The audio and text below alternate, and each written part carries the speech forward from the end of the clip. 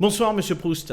Bonsoir Abdel Samari, bonsoir Coralie. Merci beaucoup d'être sur le plateau de Bonsoir le Gard. Je vais donner tout de suite la parole effectivement à Coralie Mollaret qui est à mes côtés pour vous interroger. Elle va donc vous poser la première question. Alors bonsoir Monsieur Proust. Dites-nous, qu'est-ce que vous avez prévu de faire cet été ? Je ne sais pas encore parce qu'on a du mal à se projeter dans 10 jours, parce que 10 jours c'est la période du Covid. Donc on verra bien cet été quelles seront les destinations où on peut aller. Mais en tout cas, vous savez que pour moi l'été c'est un moment privilégié avec ma famille, que je vois peu. Et donc c'est toujours un moment riche en émotions. Bon, alors selon nos informations, vous allez rester à Nîmes puisque vous êtes renvoyé, on vient de l'apprendre, selon nos informations, en correctionnel pour l'affaire de la CNIM la première semaine de juillet. Vous le saviez ? Oui, bien entendu. Bien entendu, mais enfin c'est pas tout l'été. Je non, pensais la bien entendu. Semaine. Oui, et vous voyez que ça ne m'obsède pas non plus, puisque quand vous m'avez posé la question, je pensais à ma famille et aux vacances. Et vous partez dans quel état d'esprit ? Parce qu'on en dit un mot rapide, mais là vous êtes dans quel état d'esprit ? Parce que vous venez quand même de l'apprendre. Non, ça fait 15 jours que je connais la date, donc je suis combatif, comme je l'ai toujours été, et je dois même vous dire que je l'attends avec impatience, parce que je vais pouvoir m'exprimer, comme je vous l'ai dit déjà avant la fin de l'année, devant des juges, et la vérité va pouvoir éclater au grand jour. D'accord. Alors, Monsieur Proust, j'ai un objet pour vous, je voulais savoir si vous en souveniez. Oui, bien entendu, j'y ai contribué. Le programme de Jean-Paul Fournier et de vous pour les municipales de mars dernier. Est-ce que dans ce programme, il était prévu des hausses d'impôts, notamment de la TOM et l'instauration d'une taxe Gemapi, puisque c'est ce que vous allez faire aujourd'hui à la tête de Nîmes Métropole ? Alors, c'était quand même le programme de Nîmes. Il y avait des choses sur l'agglomération et on n'avait pas parlé de la fiscalité, justement, de l'agglomération parce que, évidemment, quand on a rédigé ce programme, il n'y avait pas la crise sanitaire. 2, on avait bien sûr une idée de ce qui nous attendait au cas où je prendrais la présidence de l'agglomération, mais pas à ce point-là. Bon, c'était pas très vendeur, les taxes. Il faut se le dire. Ben, on ne sait pas élire. Bayrou a essayé et il n'a pas réussi. Pardon ? Bayrou a essayé, il n'a pas réussi. Oui, non, mais les taxes ne sont jamais vendeurs et compte tenu de ma philosophie politique aussi, c'est pas quelque chose que l'on met, j'allais dire, avec plaisir. C'est la première fois d'ailleurs. Vous savez, je suis élu depuis 32 ans, c'est la première fois que je vais mettre des taxes. Et si on les met, c'est pas un choix en soi, c'est parce que nous n'avons pas d'autre solution. Alors, un mot sur ces taxes pour que nos spectateurs comprennent. Il y aurait une augmentation de la TOM. En moyenne, et selon les communes, ça représente à peu près 17 € par habitant, et la création de la taxe Gemapi. Vous, ce que vous nous dites... La taxe Gemapi, peut-être rappelons aussi, Coralie... Pour financer les ouvrages qui servent à lutter contre les inondations. Vous, ce que vous nous avez dit lundi en conseil communautaire, c'est que vous avez un trou financier de 14 millions d'euros, essentiellement dû, il faut le dire, à la crise sanitaire, et vous allez ponctionner les Nîmois. Est-ce que les Nîmois et les habitants de Nîmes Métropole, c'est à eux, c'est à nous de payer la crise aujourd'hui ?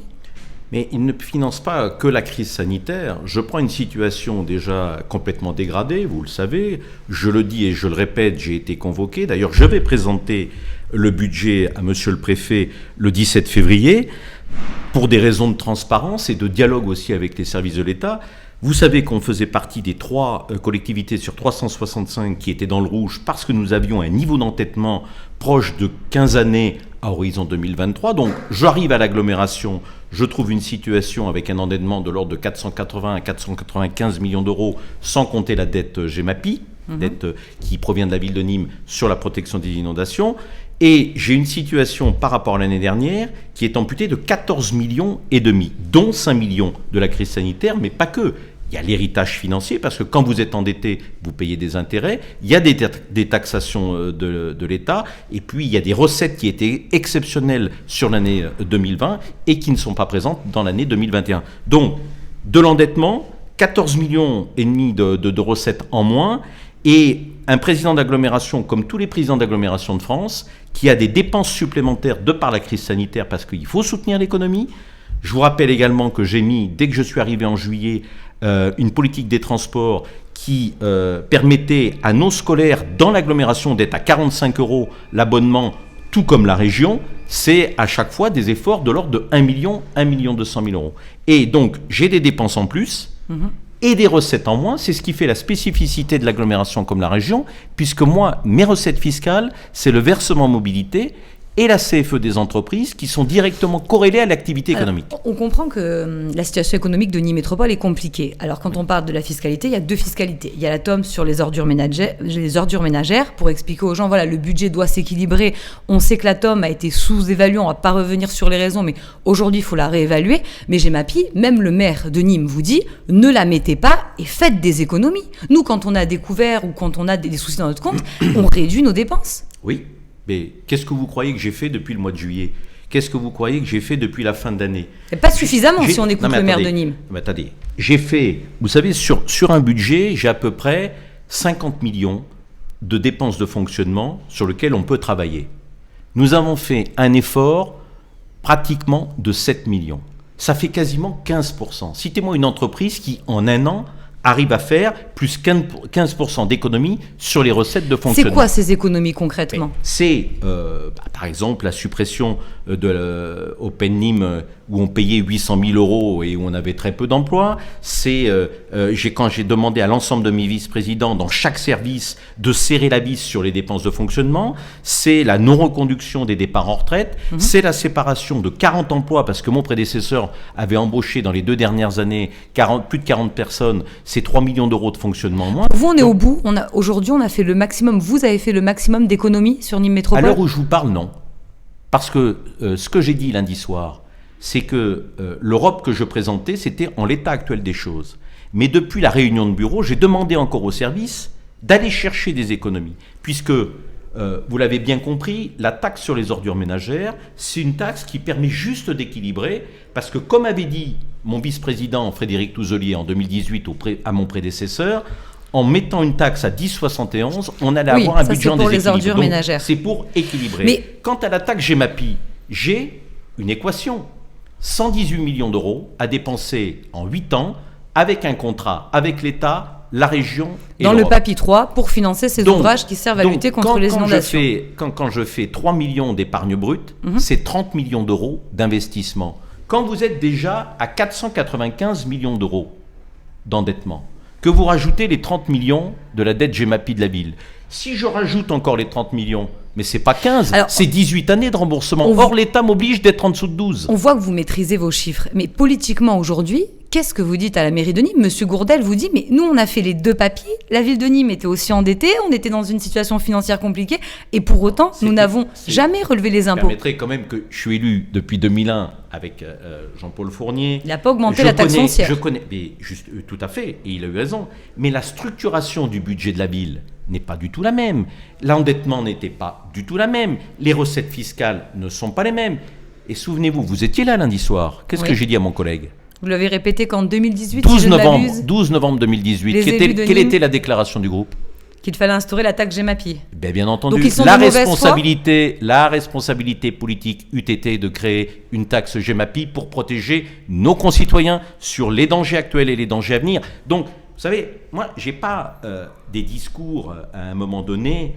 Vous avez dit qu'il fallait de la cohérence. Mais aujourd'hui, qu'est-ce que vous dites à vos amis de la ville de Nîmes qui font preuve de mauvaise foi ou pas ? Mais je comprends le maire de Nîmes. Je comprends les élus de Nîmes. Je vous rappelle que je suis de Nîmes et que celui qui défend la taxe Gemapi, c'est Marc Tolel qui est un élu de Nîmes. Je dis simplement que je continue à travailler parce qu'effectivement, mettre 2 taxes en même temps, c'est très compliqué. Ça ne correspond pas à notre mentalité. Pour y revenir en arrière ? Ni à notre... Vous pourriez revenir en arrière ? Je vais essayer. Aujourd'hui, il y a plusieurs pistes de travail. Je demande à mes services, pour l'instant, d'essayer de diminuer cette nécessité d'obtenir l'épargne nette de 4,6 millions par l'instauration de cette taxe. Si on peut encore gagner 1 million, 1,5 million, le but du jeu, c'est qu'in fine, cette taxe soit la plus faible possible. Mais citez-moi dans les agglomérations qui m'entourent, et j'étais même à l'Étoile de Bessèges avec Fabrice Verdier, qui m'a dit « mais moi je vais en mettre une aussi à Uzès », parce qu'on ne peut plus, on ne sait pas. Je veux dire, aujourd'hui, quand on regarde ce qui s'est passé à l'automne dernier dans les Cévennes ou à Saint-Martin-de-Vésubie, on sait très bien qu'on est un territoire qui, et malheureusement, j'étais sur le bassin des Anticailles avec le maire de Nîmes ce matin, c'est 6 millions d'euros. On a d'ailleurs passé lundi soir une demande de subvention à l'Europe. Les dépenses sont colossales. Mais comment vous allez... 118 millions d'euros. Et j'en ai fait la priorité de mon mandat, comme le développement économique, comme les transports. Est-ce que vous pensez en tout cas que vous serez convaincant et que vous aurez une majorité pour voter. Parce que c'est cette ça la taxe. question. Écoutez, on verra. Jean-Paul Fournier, effectivement, on a prévu... C'est quoi, c'est 2 mois de travail, Je vais là demander une semaine de travail supplémentaire. Je vais aller le voir la semaine prochaine. Et puis, mais on travaille sur des pistes. Je vais développer mes arguments, mais croyez-moi, je ne mets pas une taxe par plaisir. La fiscalité, c'est surtout tout sauf une solution de facilité. Est-ce qu'une des solutions, ce ne serait pas de baisser les investissements? Parce qu'il y a aussi cette interrogation-là. Pourquoi ne pas le faire? Vous aviez annoncé en 2021 qu'effectivement vous alliez rationaliser une métropole autour des compétences obligatoires. Est-ce qu'aujourd'hui il n'y a pas une interrogation aussi à porter sur les investissements? Est-ce que vous avez annoncé en termes d'investissement? Est-ce qu'on ne pourrait pas juste reculer de quelques années pour permettre effectivement de supporter les dépenses supplémentaires d'aujourd'hui? Vous voyez bien, attendez, on parle de 118 millions. Non, là vous nous parlez du papy. La question, si j'ai bien compris, Abdel Samari, c'est de dire, pour financer le papy, est-ce qu'on ne peut pas baisser des investissements de l'autre côté? Mais qu'est-ce qu'on C'est une interrogation, en tout cas. Tout à fait, mais qui est tout à fait légitime. Mais on me demande de créer de nouvelles zones parce que avec Jean-Paul Fournier, on avait investi sur du foncier économique.